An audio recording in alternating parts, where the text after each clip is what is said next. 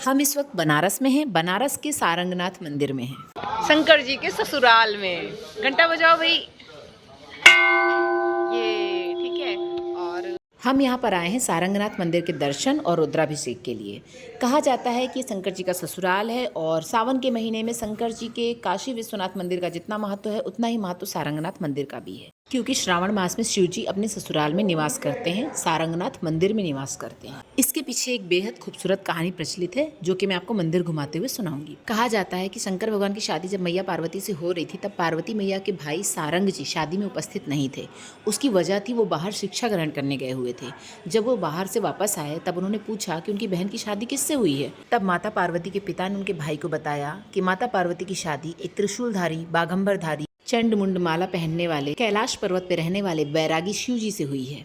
ये सुनकर सारंग जी बहुत दुखी हो गए। वो दुखी थे कि उनकी बहन की शादी किसी राजा महाराजा से होनी चाहिए थी, वो इतनी योग्य थी, और उनकी शादी शिव जी से कर दी गई, जो स्वयं बाघंबरधारी हैं, कैलाश पर्वत पर रहते हैं। उनके पास सुख सुविधाएं नहीं हैं, महल नहीं है, आभूषण नहीं है, वो मेरी बहन को क्या ही सुखी रखेंगे। ऐसा मन में सोचकर सारंग जी अपनी बहन से मिलने के लिए चल पड़े। उन्होंने अपने साथ बहुत सारा हीरा जवाहरात, सोना चांदी के आभूषण और जो भी अपनी बहन को देना चाहते थे सब लेके वो बनारस की तरफ निकल पड़े। एक लंबा सफर तय करके जब वो बनारस पहुंचे तो उन्हें एक ऋषि की कुटिया दिखाई दी। उन्होंने सोचा थोड़ी देर यहाँ आराम करता हूँ। जब वहाँ आराम की मुद्रा में थे वो, तब उन्हें अचानक गहरी नींद आ गई और उन्होंने एक सपना देखा कि काशी विश्वनाथ मंदिर और पूरा वाराणसी, बनारस शहर स्वर्ण निर्मित है। ऐसा सपना देखकर वो चौंक कर उठ गए और उन्होंने उस कुटिया के साधु से पूछा कि बनारस शहर, वाराणसी शहर कैसा शहर है। तब साधु ने बोला कि ये सर्व सुख सुविधा संपन्न शहर है, जहाँ गंगा मैया बहती हैं और हमारे शिव पार्वती यहाँ के राजा रानी हैं जो यहाँ पर निवास करते हैं। काशी विश्वनाथ उनका महल है। ये सुनते ही सारंगनाथ क्षोभ से भर गए और उन्होंने तय किया कि मैं अब काशी विश्वनाथ नहीं जाऊँगा। मैं यहीं इसी कुटिया में तपस्या में लीन होकर प्रायश्चित करूंगा कि मैंने अपने जीजा और बहन के बारे में ऐसी बातें सोची, मैंने उन्हें कम आंका। और ये तय करके वो तपस्या में लीन हो गए।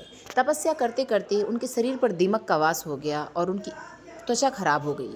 उनकी भक्ति भावना, प्रायश्चित और तपस्या से भगवान शिव प्रसन्न हो गए और उन्हें साक्षात दर्शन दिए और उनसे कहा, हे सारंगनाथ, जिस जगह पर तुमने मेरे लिए तप साधना की, इस जगह को सारंगनाथ मंदिर के नाम से आगे जाना जाएगा। और अपनी त्वचा में दीमकों का वास होने के बाद भी परवाह ना करके मेरे लिए तपस्या की है। तो हे सारंगनाथ, मैं तुम्हें वरदान देता हूँ कि यदि कोई भी त्वचा रोगी तुम्हारे मंदिर में आएगा और गोंद चढ़ाकर ये आशीर्वाद मांगेगा कि उसकी त्वचा ठीक हो जाए, वहाँ उसकी त्वचा ठीक हो जाएगी। दूसरा, काशी विश्वनाथ मंदिर के बराबर ही सारंगनाथ मंदिर का महत्व होगा सावन मास में। श्रावण मास में मैं स्वयं अपने ससुराल में अर्थात सारंगनाथ मंदिर में आकर वास करूंगा। उस वक्त मेरे साथ साथ तुम्हारी भी पूजा की जाएगी। तब से माना जाता है कि श्रावण मास में सारंगनाथ मंदिर में ही भगवान शिव का वास होता है और सारंगनाथ मंदिर का महत्व काशी विश्वनाथ मंदिर जैसा ही होता है। मतलब अगर आप वहाँ दर्शन करते हैं तो भी आपको उतना ही फल प्राप्त होगा जितना काशी विश्वनाथ में दर्शन करने का फल प्राप्त होता है। जय शिव शंकर, जय भोलेनाथ।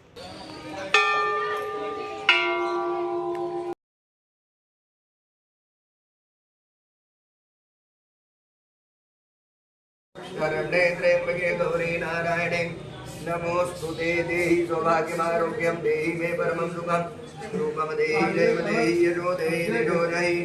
हरे ओं ओं नमो बिलमिने जगपतिने नमो परमिने जगरूपिणे नमः। श्रुताय च श्रुतसेनाय च नमो दुर्याय च कानन्याय च वेदलं त्रिगुणाकार निर्नेत्रं च। अपने लगा लीजिए, आचमन से प्रणाम कर लीजिए।